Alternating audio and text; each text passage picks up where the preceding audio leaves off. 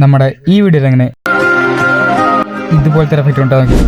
അർജുൻ ടെക്കിൻ്റെ പുതിയ വീഡിയോയിലേക്ക് വീണ്ടും സ്വാഗതം. അപ്പോൾ അതിനായിട്ട് നേരെ ക്യാപ്കട്ട് ഓപ്പൺ ആക്കി വേണ്ട ക്ലിപ്പൊക്കെ ആഡ് ചെയ്ത് ഇതേപോലെ എല്ലാം ചെറുതാക്കി കൊടുക്കും. അതിനുശേഷം നമ്മുടെ ക്ലിപ്പ് ഇതേപോലെ കിട്ടുന്നതായിരിക്കും. അതിനുശേഷം നേരെ എക്സ്പോർട്ട് ചെയ്യാം.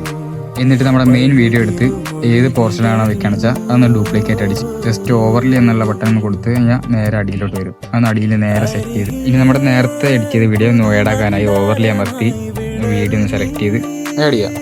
അത് കഴിഞ്ഞ് നമ്മുടെ മെയിൻ വീഡിയോൻ്റെ ബാക്ക്ഗ്രൗണ്ട് ഓട്ടോ റിമൂവ് കൊടുക്കുക.